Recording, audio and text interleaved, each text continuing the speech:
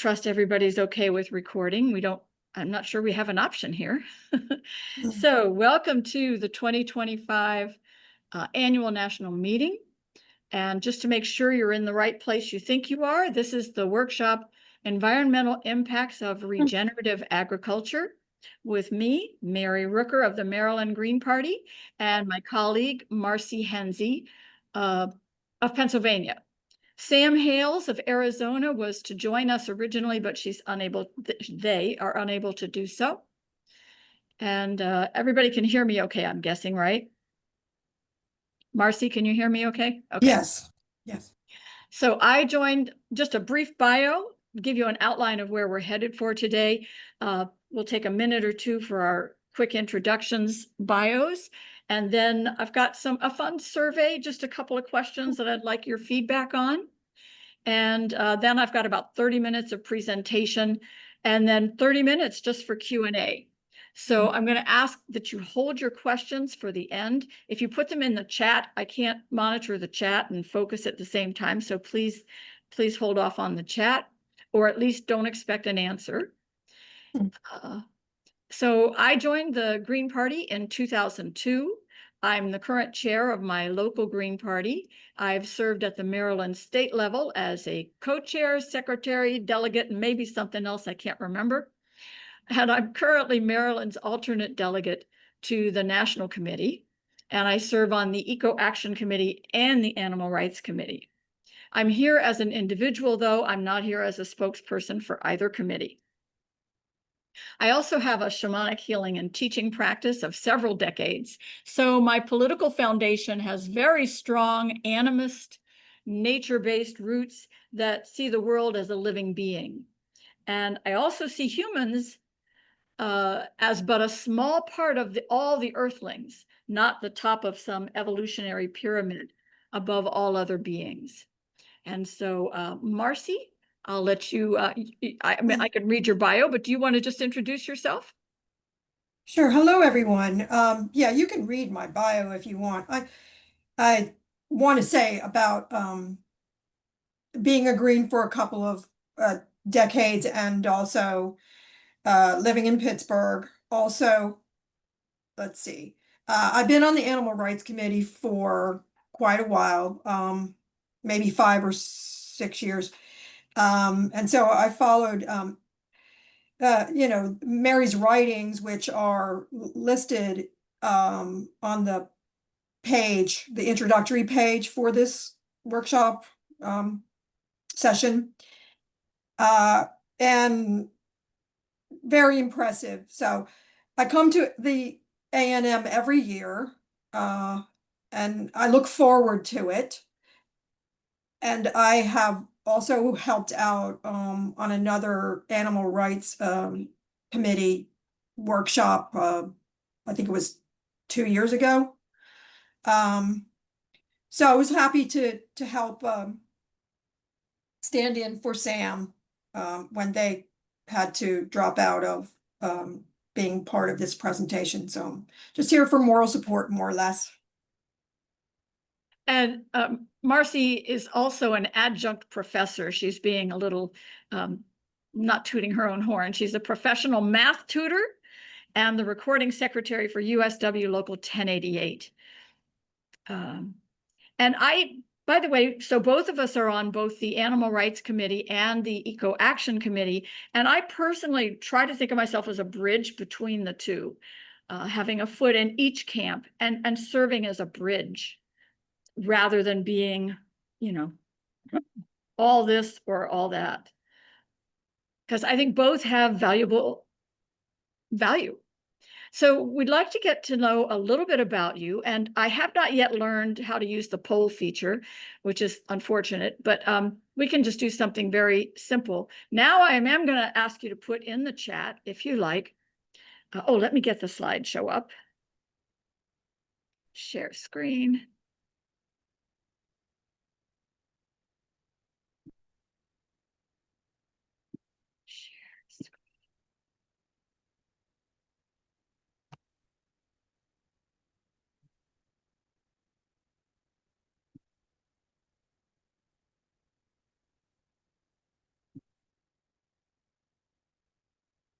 Sorry, if I'd been really clever, I would have done this while Marci was introducing herself.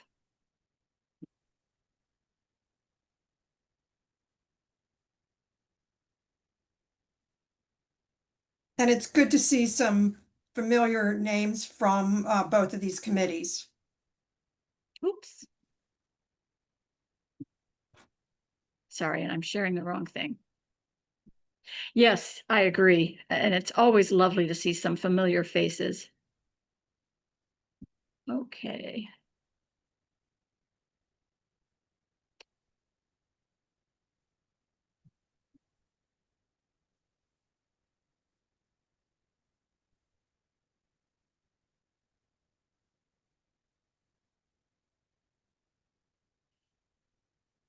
By the way, I tend to be a little bit of a techie person and a stats person and a science geeky database kind of person. And I've definitely tried to avoid that as much as possible for today. So I'll let you know if you'll let me know if I've succeeded or not. But that's my goal. I'm sure going to try. And now we may need to get rid of some of these boxes. Well, we appreciate that about you, Mary. I mean, it's only a 30-minute presentation, but 30 minutes of numbers and, starts to make it can make me a little cranky. So people are saying where they're from in the chat. Perfect.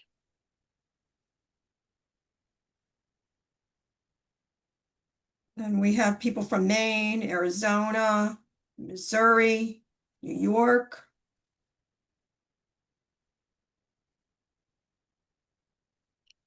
I think MA is Massachusetts, right, Maureen? Oh, wow.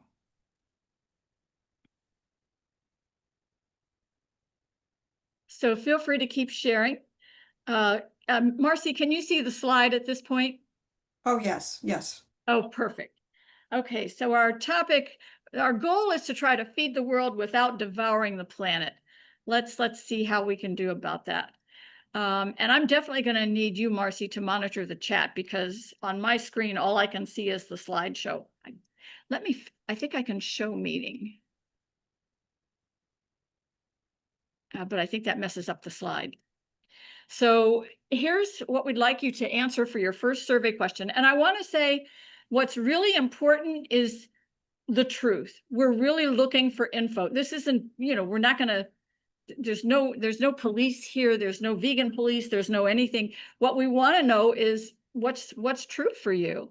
And so sometimes people will try to give the person the answer they think they want, but that's not going to help us. What we really want to know is what's true for you. So feel free to speak from the heart. And the first question is, my average percent of calories from animal parts and products is, and this includes vegetarians, eggs and dairy and honey. So what is the average percent of your calories from all of those animal parts and products? Is it A, 60% or more? Is it B, 40 to 60%? C, 20 to 40%? D, 10 to 20%? Or E, 0 to 10%?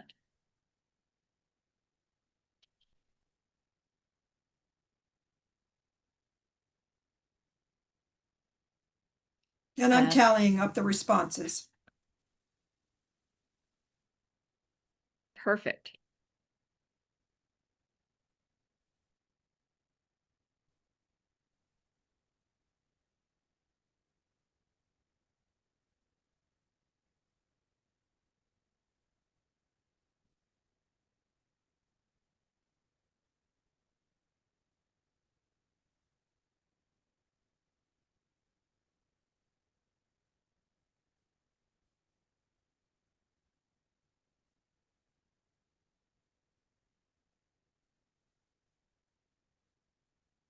And I'm putting you down for an E, Mary. Yes, I'm an E. Well, I think maybe everyone has Okay. responded. What have we got?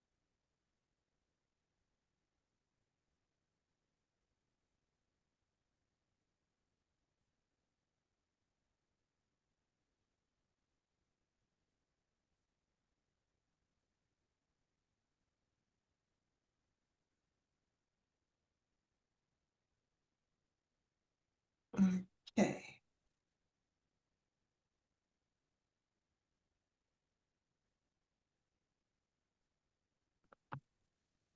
And having put you down for an E, it's pretty much split between C, D, and E. 5 for C, 4 for D, and 4 for E. Okay. Well, so far we've had a nice variety, and this is the first time we're narrowing it down, but to 3 of 5 choices, that's still pretty good. Pretty good variety of opinions. So here's one more. Now, that first question was, what does the scientific literature, and again, I'm talking about the whole weight of the scientific literature. If you look at the whole puzzle, what does all of it say when you really look closely?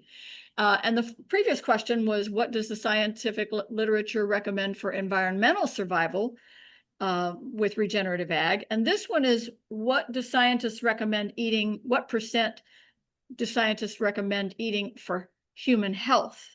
So environmental impact notwithstanding, how about for human health? And you may not know, just make a guess.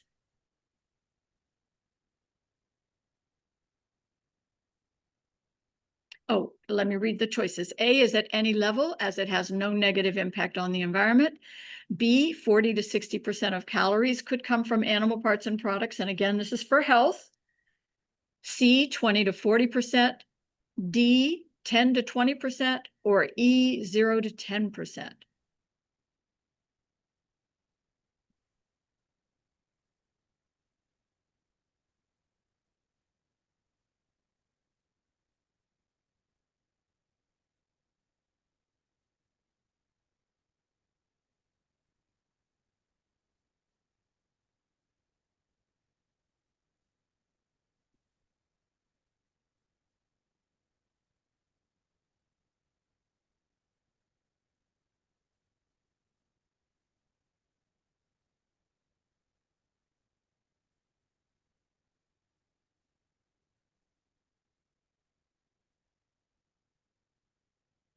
Interesting response from Maureen.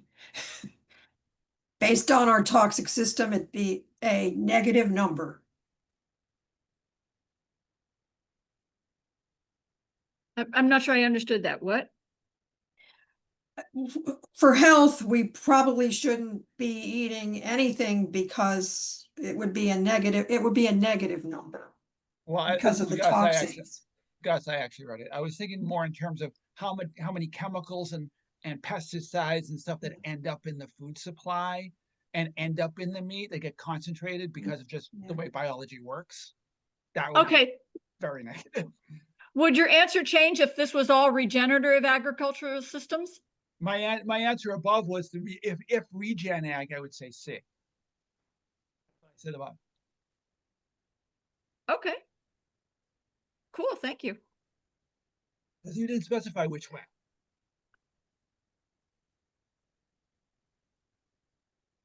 Okay, well, we have less responses this time, but the D's have it with 4, and there's a C and 3 E's. Okay. Perfect. Thank you all. So this is just a quick yes or no. And it's the last one. In the mid to late 1800s, as many of you probably know, it was US government policy to wipe out the bison of the US plains so that they could also wipe out the indigenous peoples who depended on them. Do you think that was beneficial? Now, obviously, this was not beneficial for the people or the bison, but the question is, do you think that was beneficial for the plains ecologically or environmentally? Yes or no? And this may seem like an obvious question, but I'd like to hear from you.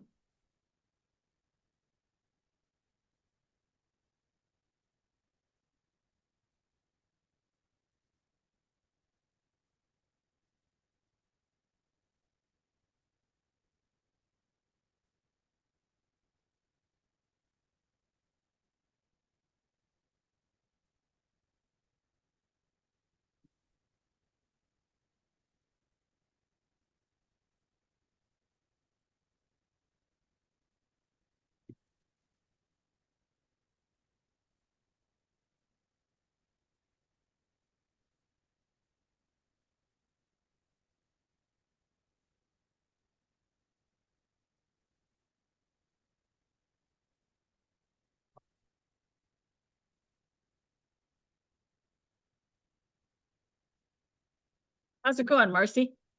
Oh, I think we're good here. It's overwhelmingly no. Okay. Um, there's a one undecided and one yes, and 10 no's. Okay, cool. So we'll talk more about that as we go along. And I think the thing for me to think about is for those of you who said it was a good idea environmentally or had no impact environmentally that was negative, that's fine. But for those of you who thought it wasn't a good idea, if it wasn't a good idea then, is it a good idea for us to continue perpetuating this error? For example, we could bring back the bison and remove the cattle from the plains grasslands, not as domesticated bison, but wild animals. So just something to think about. And, if we look at on those last two questions, not the yes or no one, but the last two about the scientific literature, what does the science have to say about the environmental impact, even, and I'm talking just regenerative agriculture systems, even at the environmental level, scientists recommend 0 to 10%. As of 2018, they were still saying up to 10% of calories from animal parts and products would be okay. And it's the same for health. Ironically, it has been for quite a long time. It's somewhere between 0 and 10% of animals for health. If you know vegan friends who say, oh, you've got to go 100% vegan, that's not what the science says. The science says that's perhaps optimal for the environment, and it's just as good for health as having 10% of your calories come from animal parts and products. But there's nothing wrong with Mediterranean or even Asian diets that have just a small amount of meats as condiments. In terms of health, as far as we know. Now, as science continues to progress, we may learn, well, it's actually 5% or 0, but for right now, it looks like up to 10% is okay. And so I want to thank you for giving us a sense of where at least some activist Greens are who care enough to show about this issue to show up for a webinar.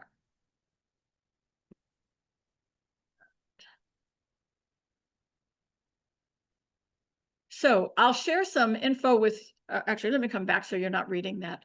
I'll share some info with you, and then, if you're like me, you take pride in knowing that the Green Party is a leader in so many policy areas. Yeah, can we hear it for the Green Party?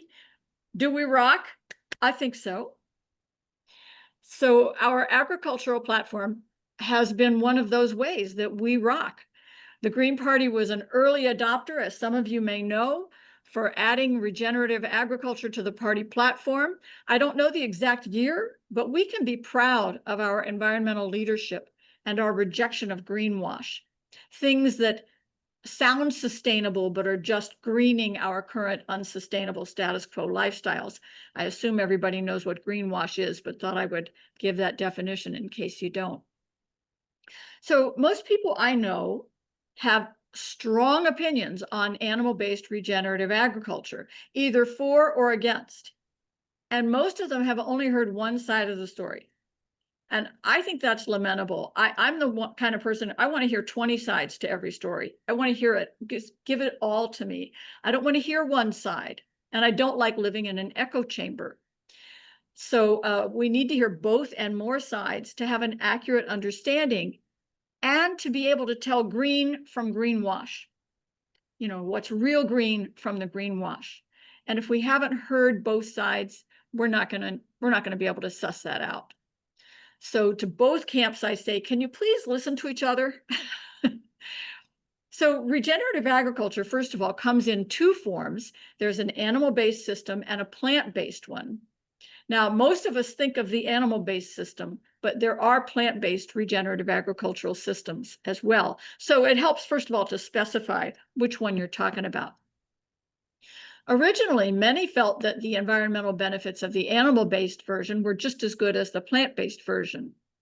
And given that so many people resist dietary change, even if their house or the planet is on fire, we clearly need a way to meet the demands for eating meat, even from many greens. So the question is, and I think we can all I hope we can all agree on that. I'm not sure. But the question is, how do we reduce the devastating environmental impacts and inefficiencies of eating high on the food chain so that our consumption is sustainable?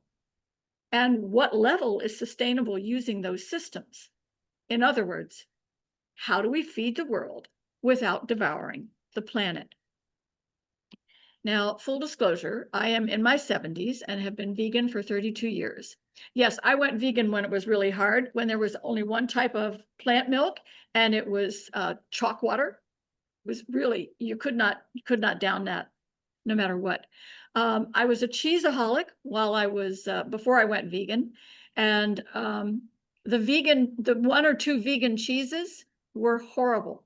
I just quickly gave up and said, never mind, I won't even try. It's a lot easier now.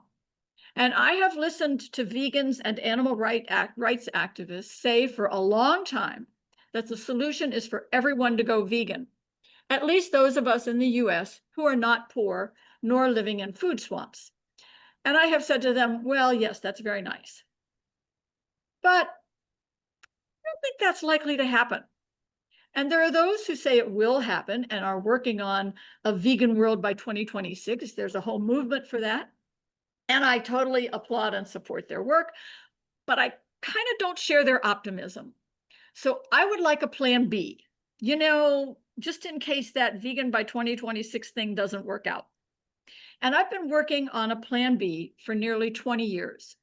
Perhaps you have too. Why am I desperate for a plan B? I've seen the math.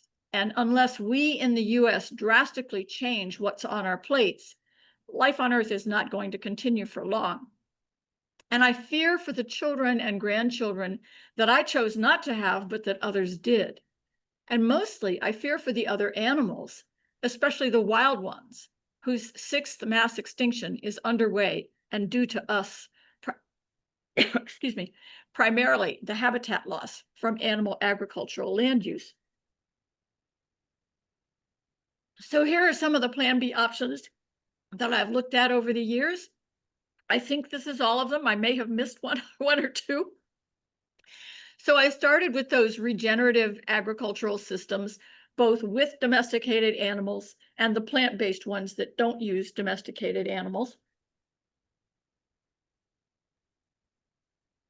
And I also looked at rotational grazing, including Joel Salatin's Polyface Farms, which is right near me in Virginia. I'm in Maryland, and he's southern Virginia, but it's still in the area. So I have a good example right near me. I've also looked at silvopasture, agroecology, permaculture, cultured lab meats, meat alternatives. You've probably heard of the Beyond and Impossible burgers and sausages and chicken and so forth.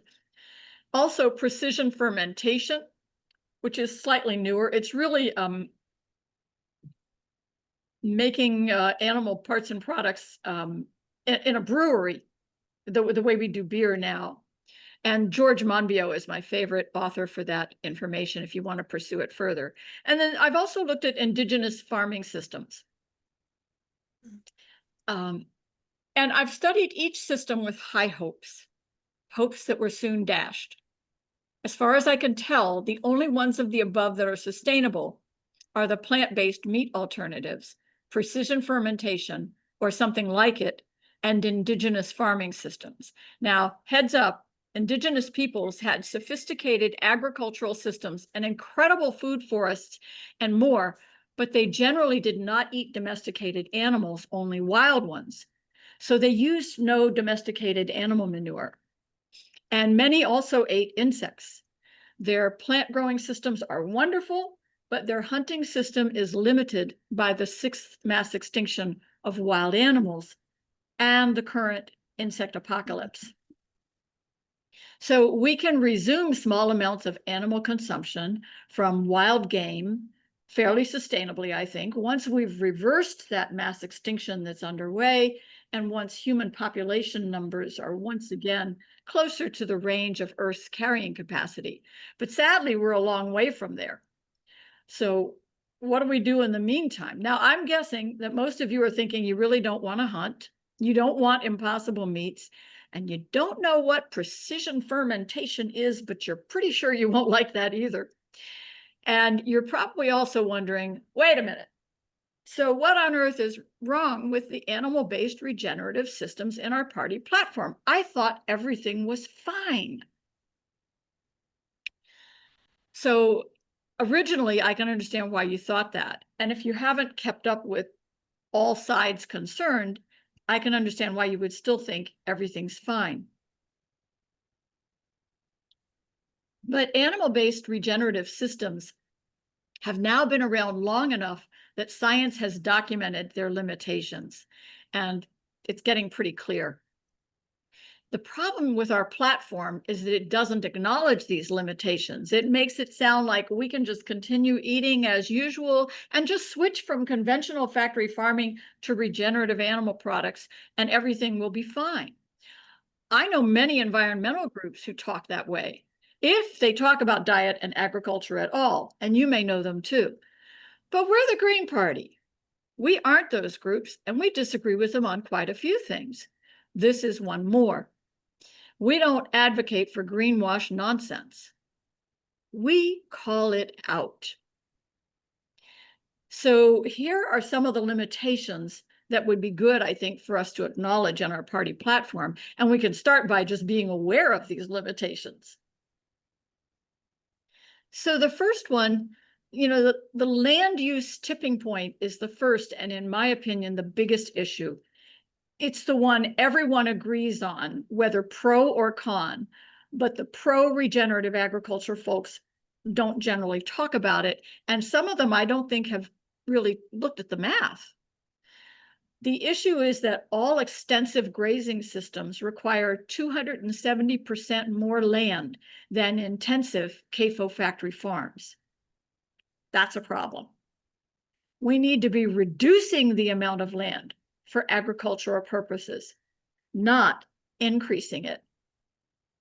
Now, I don't know how well you can see this, and this is from Our World in Data.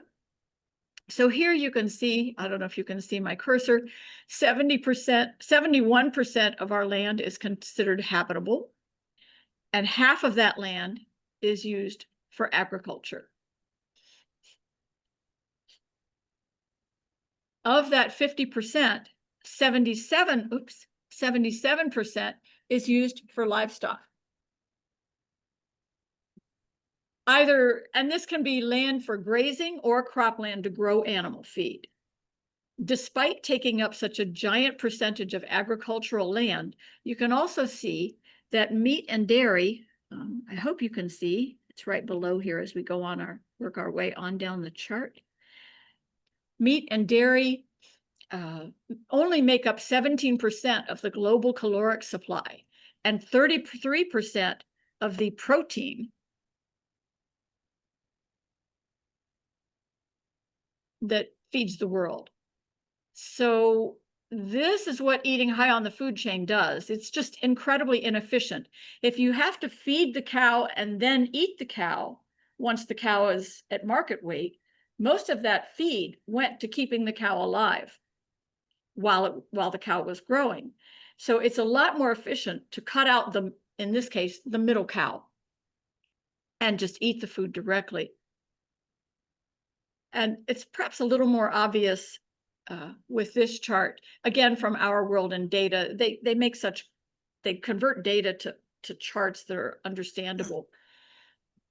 And as they say, the 11 million square kilometers used for crops supply more calories and protein for the global population than the almost 4 times larger area used for livestock. So are your eyes glazing over yet? I know I promised I wouldn't do too many numbers, but what this means is that a smaller amount of land produces far more calories and protein when it goes for crops instead of for animals. And remember, most of the cropland use here is for factory farmed and grazing animals. Also, most of the food eaten here is grown elsewhere. You see North America down here at the bottom, and then Europe and Central Asia. So we aren't the ones producing all this grazeland and cropland. It's coming at the expense of other countries, mostly the global south. And slide 13 also shows at a quick glance, I love this one, where the heaviest ranching and crop growing is. And again, you can see the US, we're kind of getting off scot-free and relying on these other countries to provide the food for us.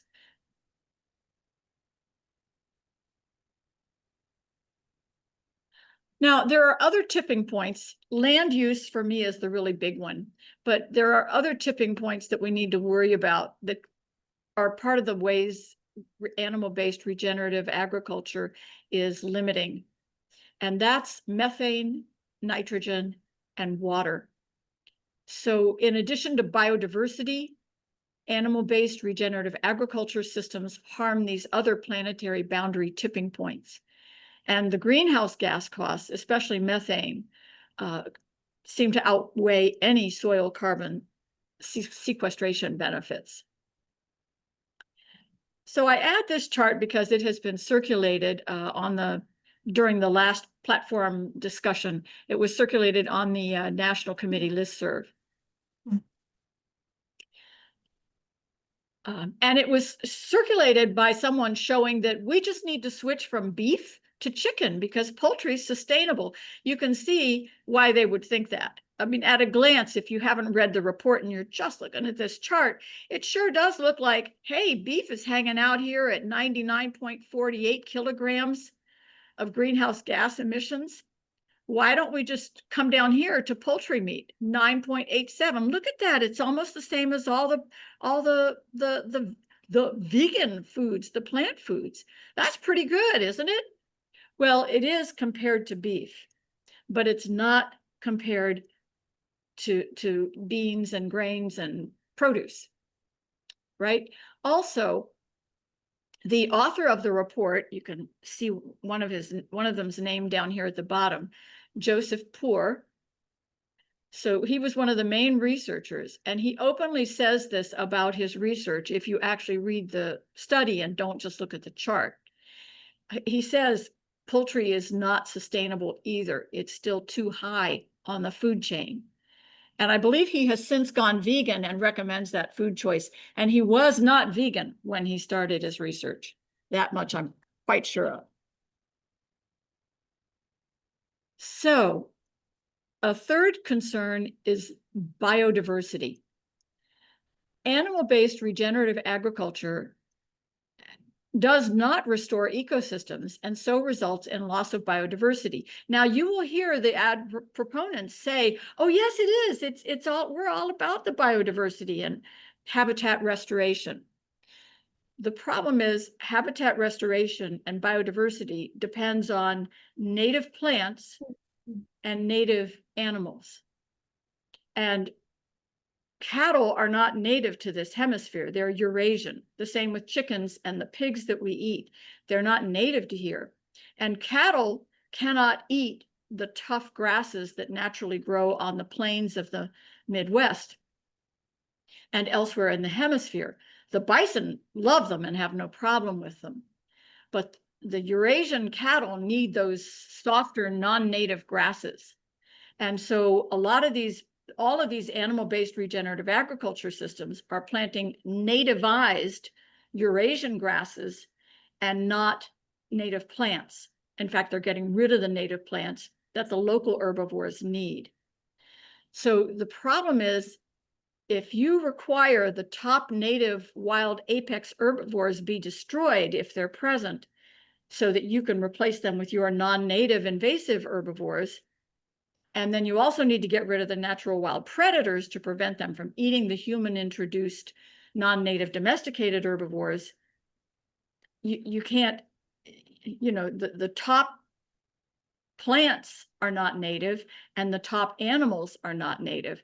It may not be as bad as a CAFO, as a factory farm, but it's not going to restore ecosystems. And it's not true biodiversity. It's not going to work. So this has proven problematic for indigenous people, not just indigenous wild animals, because many of those people still rely on wild animals. I'll give you a couple of examples. Grass-fed systems at Point Reyes National Park in California is leading to the deaths of native Thule elk that the indigenous coastal Miwok peoples rely on. And this includes the famous Nyman or Neiman Ranch, whose so-called grass-fed beef and organic and all is sold at Whole Foods. And here in my area, there's a popular store called My Organic Market, and they also sell Nyman Ranch grass-fed beef that are supposedly sustainable, and they tout them as sustainable. Now, the coastal Miwok and Thule elk finally won in court, but the Neiman ranchers are countersuing and refuse to leave the park. Most of the other grass-fed beef operations have agreed to leave the park. And again, this is on national park land. That's a whole long story. I'm not going to get into the details. Also in Oregon, the Klamath peoples are having a fight with alfalfa growers over water sharing. So there's another indigenous population that's struggling. And the UN Food and Agricultural Organization estimates that 80% of tropical deforestation is due to the creation of new farmland, most of which is for livestock grazing and growing feed for factory farmed animals. And this deforestation is absolutely on indigenous land and devastating those people and their cultures as surely as the US 1800s clearing of the plains was for the native peoples of the plains. So it's not scalable. By scalable, I mean we can't use animal-based regenerative agriculture to meet the demands for beef because it takes up so much land and we don't have that land available. Something's got to give. We either need to stick with the factory farm systems that produce greater volume and somehow cope with the problems, or we need to drastically reduce how much we're eating of animal parts and products. Any attempts to scale it are going to result in further damage to the environment, including widespread deforestation to allow for more and more grazing. And that's already happening. We're seeing all that. This slide shows the impact that the domestication of animals has had on wildlife. It shows why the sixth mass extinction is happening. So what you're looking at is the percent of weight of all mammals 10,000 years ago, approximately before the advent of agriculture and pastoral systems, compared to now. And by now, I know this data is old, but it takes a long time for them to compile all these data sets. So 2016 is the best I could get. I'm sure it's even worse. It's certainly not better. So where 10,000 years ago, wild animals were 99% of the weight and humans were only 1%, wild animals, see if I can get my cursor here, wild mammals are now just 1.5% of the total weight. There's been a complete reversal. Humans, as you can see in blue, are at 32%, a reflection of our extreme overpopulation, and our cattle alone are 45%. The remaining 22.5% are poultry and other domesticated animals. By the way, most birds on the planet are domesticated chickens and turkeys. They're not wild birds. That includes all the sparrows and hawks and eagles. And this is just not sustainable. We need even the animals we don't like for ecosystem services. They're part of what makes the whole biosystem work. And we need agricultural systems that allow us to share the planet with wildlife. I cannot emphasize enough how important it is to reverse this and restore biodiversity and habitat. The sixth mass extinction is as big a threat as global warming.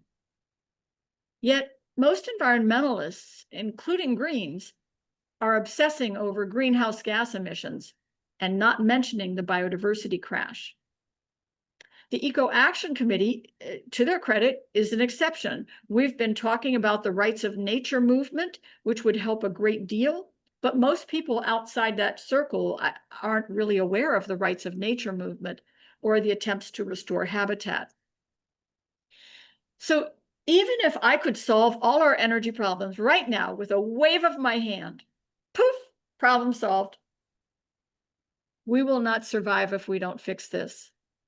And to do that, to fix this, takes habitable land that we share with the other native animals and native plants.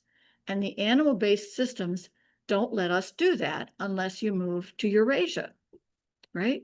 So we need to reduce that land use, and all animal-based regenerative agricultural systems increase that land use, and massively so, doubling or tripling it. So most of us in the US eat massively more meat than our European counterparts or anyone else except Portugal. Now, I don't know about you, but I always thought, I was surprised to learn this. I always thought we were like most West Europeans, right? Aren't we? Actually, we aren't. 70%, we eat 70% more animal products than the average European and 200% more than the world average. Now, this is just a clever meme, but let's look at the actual data, again, from Our World in Data.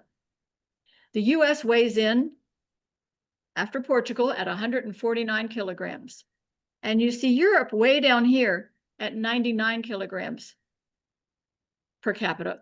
And of course, the world average is 63 kilograms. And the data I've seen match this. They either show Portugal or the US as number 1 and number 2, but they don't really, there's no real argument here. So our fifth limitation is that these meats are costly, and it's hard to get around it. Pasture-raised animals produce the most expensive meats there are, making them affordable only to those with significant incomes. Even conventional meats, despite massive government subsidies, are not as affordable as rice and beans. And rice and beans are the poor family's diet the world over. So these pasture-raised systems don't address food deserts and indeed may perpetuate and worsen them. So finally, domesticated animals, everybody I know who does permaculture says, oh, you have to use domesticated animals. You can't grow crops without domesticated animals. Now, if you understand the science, there were plants all over this planet before there were any animals. We needed the plants to come in and create the oxygen that we needed to breathe, for one thing. So if you know your science, you know this can't be true because there were plants long before there were any animals. And indeed, it was the presence of those plants that allowed the animals to come into the evolutionary chain. So, and there are also veganic and stock-free farms, they're called, have been around for decades. And if domesticated animals are necessary, none of the many indigenous crop systems could possibly have worked. You know, we don't make the same mistake with non-native invasive plants. We don't say a healthy ecosystem requires or benefits from non-natives. We don't say that nature requires large amounts of non-native plants to maintain a healthy ecosystem. Quite the opposite. And yet we make this logical error when we say that agriculture requires domesticated animals that are not native to this hemisphere, like cows, pigs, and chickens. So, what's a green in the US to do? Many scientists say reduce animal consumption, but don't say by how much. They often don't like to give a number. Neither do a lot of environmental groups. That's because the ones who are talking agree that our total animal consumption should not exceed 10% of calories. That's not just meatless Mondays. It's the opposite. And that's not what people want to hear, right? I mean, are you thrilled to hear this? Most people go, la, la, la, la, I don't want to hear that. So the biggest collection of earth and health scientists formed this is a long commission name, Planetary Health Diet Eat Lancet Commission on Food, Planet, and Health. It's called the Eat Lancet Commission for short. In 2018, they issued the guidelines that you see here, co-chaired by environmental scientist Professor Johan Rockström and Harvard nutrition scientist Professor Walter Willett. This commission was a coalition of 37 of the world's foremost experts and scientists from 16 countries. And they produced this fabulous multicultural and multidisciplinary work. And I will say this Food Lancet plate, this is for people like us in the global north, in the first world. This is not for people in the so-called developing world, right? The global south. And the Eat Lancet also noted that land conversion for food production is the single most important driver of biodiversity loss. Now, admittedly, things have grown worse since 2018. It's possible now that the 10% or less of animal consumption they advised for the US would be even less at this point. Because in case you've noticed, things have not gotten better in terms of the climate crisis. So to summarize, here are my recommendations. And the first is, we're not talking about indigenous peoples changing their diet, although many of them are, as they're reclaiming their own food traditions. We need to just respect their sovereignty and food traditions. We're also not talking about the global south. They aren't the ones whose diets are causing the problem. It's us, it's the wealthiest. So the second option is to reduce wealthy populations' animal consumption to 10% or less of calories. And the third is, once that sixth mass extinction has been reversed, we can shift from eating domesticated animals to wild ones with consumption that's scalable, affordable, and sustainable. And we're going to need to place strict controls to make sure that wild animals and ecosystems are able to thrive and maintain those ecosystem services. I hate that term, but it's out there. And we need to prioritize natural predators, and I would say natural apex herbivores and indigenous peoples. And finally, restore wild insect populations through habitat restoration, and then perhaps resume that traditional 5 to 10% of calories from wild insects for those who choose to do so. Hot tip, insects are a good source of B12. That's a little controversial. Like I said, I'm not your typical vegan. I disagree with them on a lot of things. I only don't eat insects now because of the insect apocalypse that's underway. And also my acupuncturist does not recommend them for me. So one final thought. The real issue isn't climate change per se. Climate change is but one of 9 symptoms of the real problem, which is overshoot. And while this is another topic that deserves its own webinar, I want all Greens to be aware of this if you don't already know. We in EcoAction talk about it pretty often. And this slide is from the Potsdam Institute for Climate Impact Research, but there are other groups that have a similar one. And the 9, they prefer that instead of talking about climate change, we talk about climate change as one of 9 planetary boundaries that we need to pay attention to, but not ignore the other 8 and not ignore the cause of all of them, which is overshoot. So overshoot, for those who don't know, is simply there are too many humans eating too far off the carrying capacity of the earth. The earth can't replenish what we're consuming. We're consuming at too fast of a rate, and there are too many of us doing that. So these 9 boundaries that scientists have identified are, you can see right there at the top, the familiar one we always talk about, climate change. Second is overloading with novel entities, and these are not in any particular order, it's just the way the chart came out. Stratospheric ozone depletion, increase in atmospheric aerosol loading, ocean acidification, ecochemical flows, that's nitrogen and phosphorus cycles, freshwater change, land system change, and biosphere integrity. And by that, they mean biodiversity. So you can see we have our work cut out for us, yes? And that's okay because we're the Green Party and we're used to leading the way, if I do say so myself. So I covered a lot in a short time. The main takeaway I want you to remember is this: what we now choose to put on our plates has been a major cause of our planetary crises and threats to humans and all life on Earth. Animal-based regenerative agricultural approaches can help if small amounts of land are used, but they can't produce much animal foods. And all of them fail the land use and other crucial tests. So we're going to have to restrict how much land we dedicate to them. And unfortunately, wishful thinking can't solve that. And if we want to change that and reverse the climate, biodiversity, and other overshoot threats, we in wealthy nations need to change what we farm and eat. So I beg you, please listen to the scientists and shift your animal consumption to no more than 10% of calories. I am sorry, it's not fun to be the bearer of bad news. I like to be popular just as much as the next person. So I'll thank you for your attention. Here is our contact info and links to the main references. These were listed on the program schedule, but the PowerPoint link was not provided there. So just email me if you'd like the PowerPoint slides, or email links to the policy papers. And I don't know if GPUS will give us the email addresses of the people who attended. If they do, I'll be happy to just send them automatically. A recording of this should be available at some point.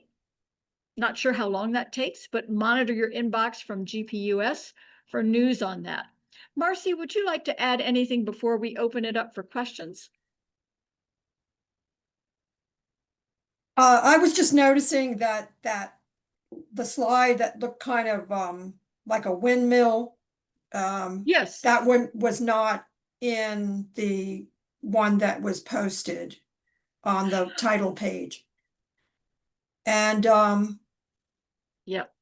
and someone was commenting earlier about the black stripe. I don't know if you see that, but I don't think it's really of any consequence because I've been comparing it to the slideshow that you had posted. Yeah, some of the boxes that show up are kind of hard to get rid of. I do what I can. Well, no, there's a black stripe at the top. Yeah. Oh, that's probably the screen share. Yeah, I don't know how to get rid of that. Yeah. Okay. Sorry about that. Well, that's there's been a lot of chat here and Good. I think there's a couple of people that may want to choose some topics from the very many topics that they were bringing up in the chat. So yeah, I'd say open it up. Would anyone like to comment on some of the things you've been putting in the chat?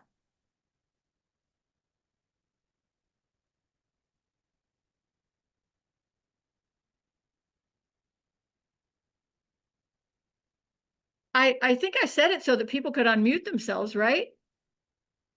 Yes. I see Anne. Hi, Ann Link. You know, a lot of this seems to be cultural in how we learn to eat. And I think that that's probably the most, it's very personal. It's tied into our families. And to me, that seems like the biggest barrier to change. And I just say for myself, because I grew up in, we liked a lot of cured meats in our family, you know, pork, sausage, bacon, and things like that. I still eat bacon. I'm mostly vegan. I tell people I'm a vegan who loves meat.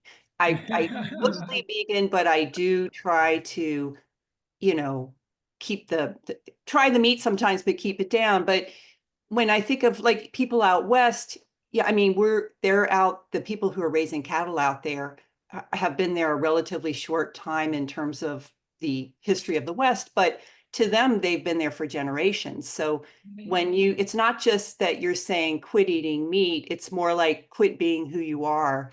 And so I wonder if the way to change this is through consumers, because when the demand goes down, then that's where the impact comes in.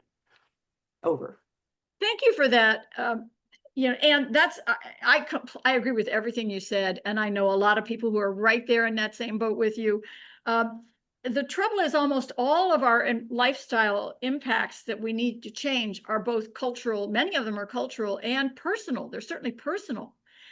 But we don't let that stop us. And it is hard. I'll just say it. And for some people, it's even harder than for other people. And I just want to acknowledge that. And not sure we have a lot of choice at this point. That's the problem. Maureen. Oh. Maureen, I thought you had your hand up and now I don't see you. Oh, there you are.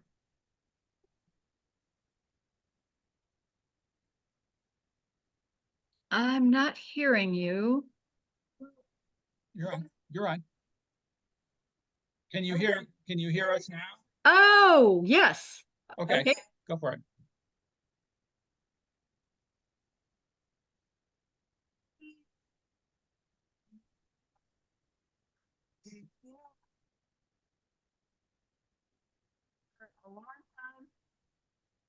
Okay. I'm not able to hear. Are you, Marci? No, you said we, it says Maureen and Gus. Gus? Yeah. Okay, can you hear me now? Yeah, there I'm we go. yelling into my machine, so Oh no.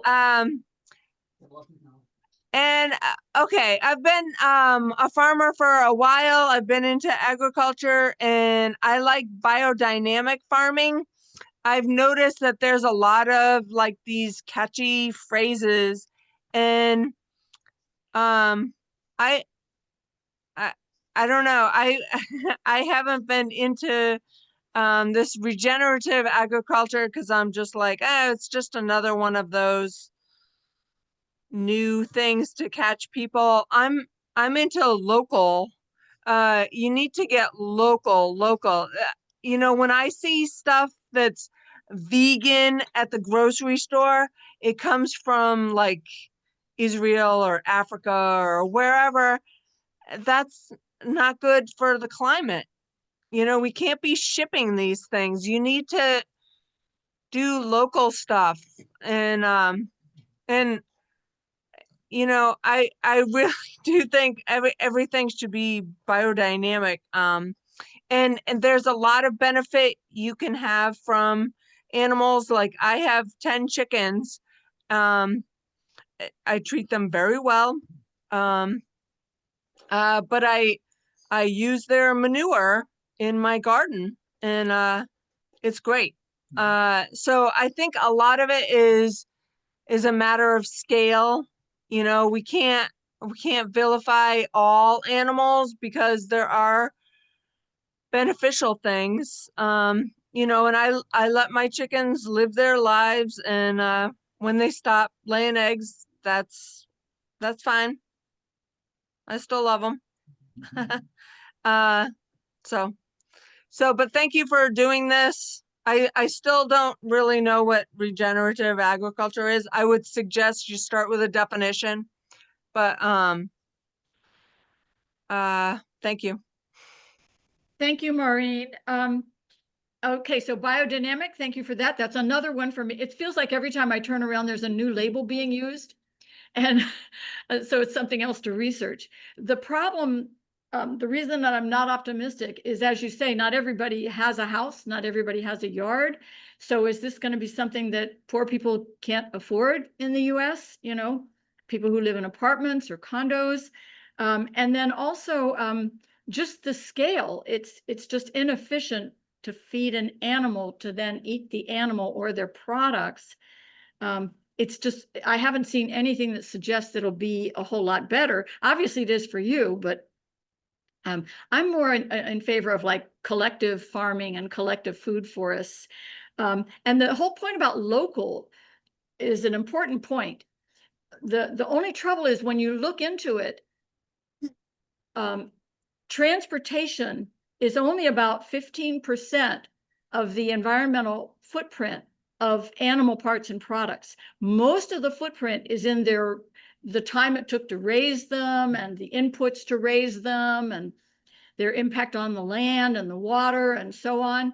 So most of the impact for animals, if it's not local, it's absolutely devastating. because 85% of it is not, I mean,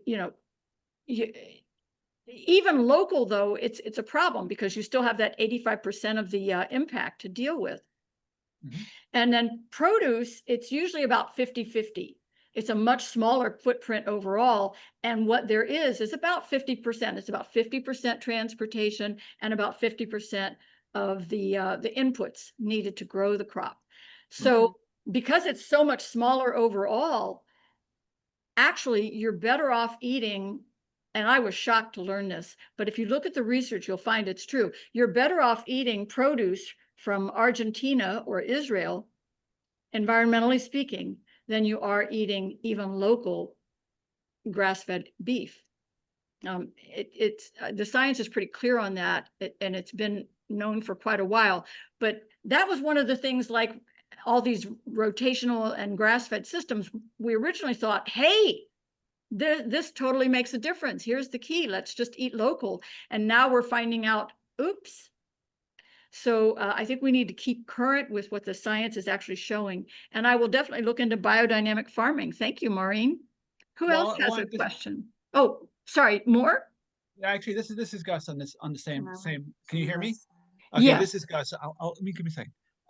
I just wanted to follow up on that. I think one of the issues that maybe we have, it kind of came up in the chat briefly, is the fact that a lot of the stuff, whether it's animal or plant that we're trying to grow, is not at all evolved to the ecology that we live in.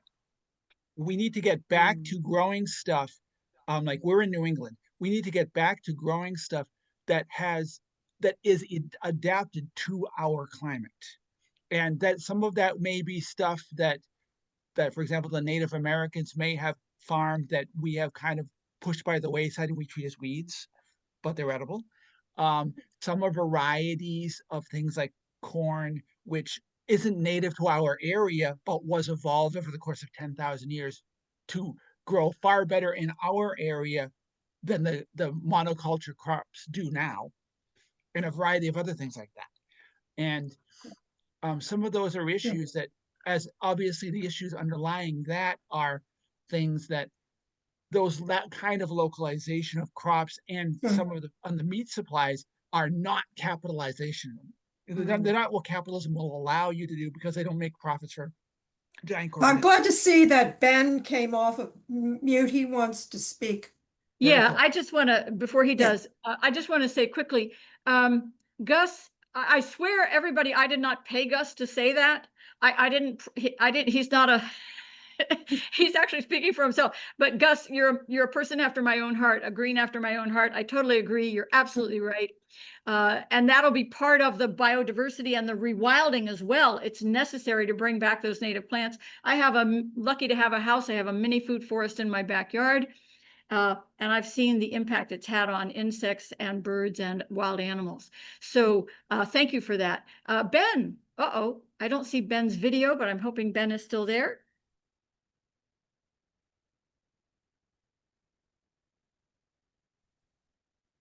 We've got about 5 minutes left. And I think, by the way, they stop recording right away at 1:15, and they may even kick us out of Zoom. So if that happens, don't take it personally. Well, I want to say that his comment at 12:58 really speaks to the idea of the soil health. Ben, we're not hearing you if you're trying to speak. You could hear me now? Yes. Okay, all right. It was the headphones I was using.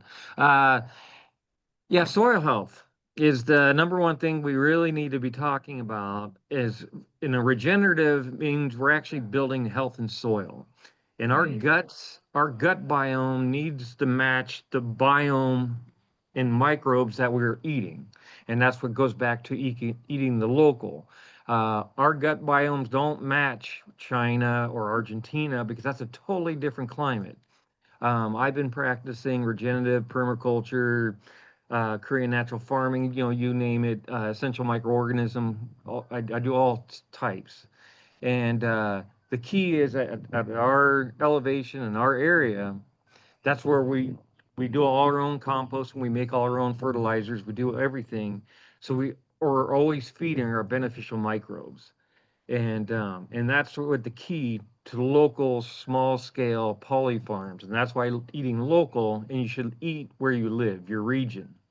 Um, because if you, once you get out of your region, you're producing these mass monoculture. It feeds a lot of people, but we also see chronic disease spiking. We see ultra processed foods because the only way you keep them viable is you got to put processing into it to keep them viable to be able to be transport 20,000 miles and stay in the shell for 6 months. So that's really what it comes down to.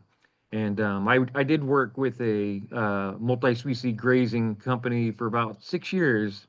We took over an old cattle farm that had compacted the ground to where no water was getting through, and we did rotational grazing, and we were bringing in old native bales of hay so they would poop it out, and we would have goat, sheep, and cattle graze it was 1,200 acres.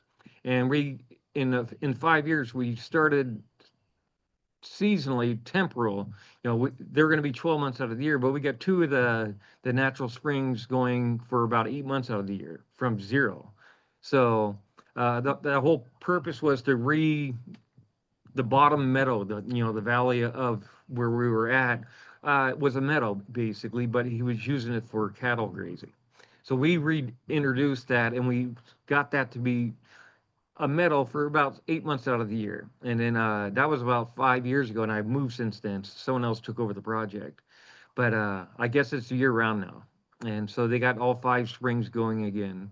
And that's the way using domesticated animals in rotation periods is a very, very, very beneficial way of doing it. And again, in moderation. You don't put 10,000 cattle on a small little CAFO style thing. That is absolute worst, horrible way to raise food or grow food at all. So that was all. I have a whole lot. I could say a ton on this, but that was about it. Well, thank you for that, Ben. And yeah, Yeah. I think the scientists that I've seen would probably agree that any of these systems, biodynamic, regenerative, rotational, silvopasture, yada, yada, that all of them are environmentally less problematic than CAFOs, than factory farms. I think all would agree with you. The trouble is they're a poor substitute for an actual functioning biodiverse ecosystem, and they can't fulfill that. Yes. And CAFOs are not farms at all. They're not even well-run industrial facilities. no, they're torture chambers. Yeah, they're torture Yeah, they chambers. really are. And that was another part of it is a lot of people on paper, a caloric output on paper is very different from caloric output in practice. If you're living on a property that has a 50% slope on it, cattle, goats, sheep could all graze that grass, but you cannot grow and harvest something off of that land. That's when you talk about caloric output per acre. And that's where a lot of it goes wrong, because you start thinking like an engineer. Everything's flat and everything's level and everything has water availability, and everybody, it doesn't work that way. So that was another part of all this. But mainly what people need to really start doing is, because it used to be majority of people were farmers at some level, and almost everybody lives in urban settings now. And so breaking away bioregionalism, just slowly, we're going to have to chip away at deindustrialization in civilization, the way we call it, and start chipping away at that and start setting up infrastructure so we can have local and sustainable and regional farming and food production. And that's, it's a long-term goal. But the best way we could do it is start it now. So when this food supply chain kind of shuts down or stutters, we're already kind of set up a little bit. Soft landing or softer landing. It's still going to be horrible, but so that's my 2 cents. Okay. Well, thank you, Ben. And then part of my concern is that a lot of these systems kind of the more natural ones from the humans have used in the past really they only work when the human population is at the carrying capacity of the planet, and we're nowhere near that. So I'm not sure how to get from A to B. We are at time. I can stick around for a few more minutes. Does anybody have a burning question or comment you want to make? I want to make sure we gave everybody a chance to speak if they wanted to. Thank you for your wisdom, Mary. You made some statements that I think are very leader-like. Very what? Talking Nader-like? about leader-like, Oh, like a leader-like. leader. Yeah. About that we should be proud of our rejection of greenwashing, and that we're used to leading the way. So we're talking about things that are definitely different from the mainstream and need to be incorporated in that. And thank you so much. Yeah, right back at you, Jackie. Jackie and I know each other from everywhere. Animal rights, Women's Caucus. Good to see a familiar face. Good to see you too, Meryl. Meryl's right here in Maryland with me. Well, I will let people sign out if they need to and stay on for a few more minutes if you have something you want to share. But thank you, everybody. This was very helpful. Thank you. Mm. Peace out. I just want to Peace. shout out to the biodynamic farmer. That is a very, very cool way of doing it. Maureen, she's awesome. She's on that- Eco Action. Yeah, that's I visited a few biodynamic farms. I've heard the term, but I didn't know what it actually meant. And Yeah, she said Rudolf Steiner started it in like 1900 or something. I'll have to look yeah, into it. yeah, because we had a few in our area, and it was pretty incredible. And Cool. yeah, it was pretty incredible when we visited those farms. And it was very small, again, small farm. And but man, it was beautiful. So Fantastic. kudos to the biodynamic farmers. Yeah. So Barb Eisenberg and Barbara Laxon, I see you're still on, and I see Maureen too, but you two haven't spoken yet. Did you have anything you wanted to share?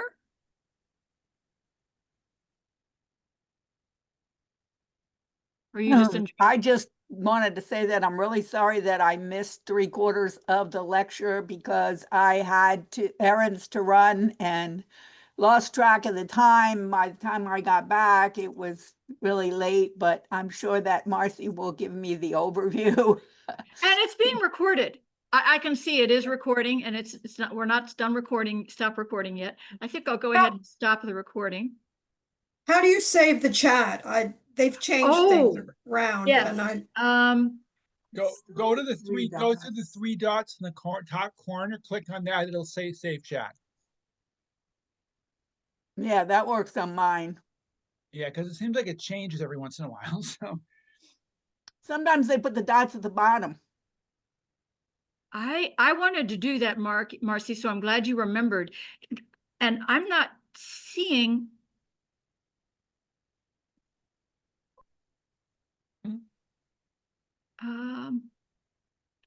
I'm not seeing how to. Did you save it? Oh, save chat. yeah. Because I wasn't able to see the chat at all or the people while I was you can't doing the slideshow. Yeah. So I really need that chat. yeah, I mean, there was a lot of good things from Maureen and Ben. Yeah. Somebody mentioned they left a little bit earlier about that you didn't mention anything about fish farming. But yeah, you'll see that in the chat.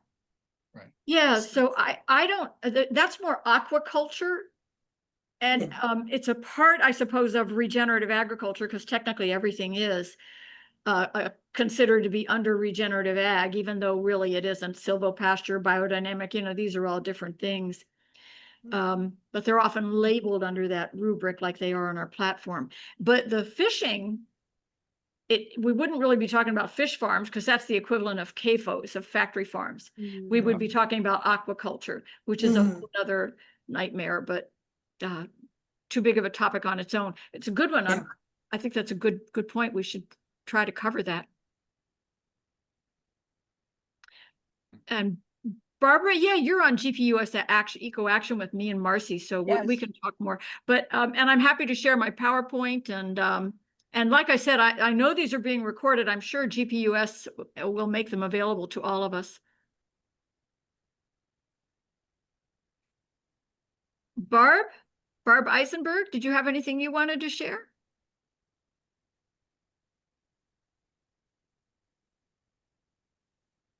All right, anybody else? I'll say a big thank you to everybody who came. That was a good turnout, and Thank you. glad people are interested. And we got a lot of people who know a lot about the topic. That was wonderful, absolutely wonderful.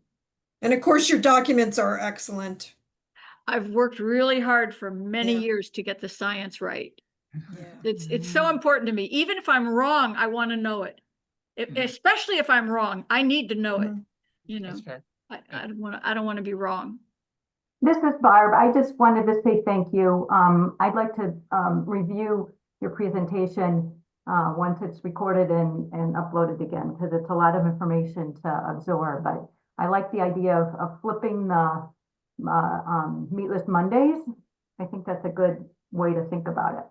Right. Yeah. Good. Thank you for that, Barb. All righty. Shall we sign off, y'all? Yes. Big thank you. And Okay. thank you, Marci. You were such a big Yeah. help. I couldn't have done Oh, this without you. Well, it was great the way you got everybody, involved right off the bat with the quiz. Yeah. Quizzing I like to do that, because it Yeah. gives me a lot of information I need and find helpful. And it also gets people out of passive consumer mindset, and participating. And it True. also gives people who are coming in a little bit late, like I sometimes am.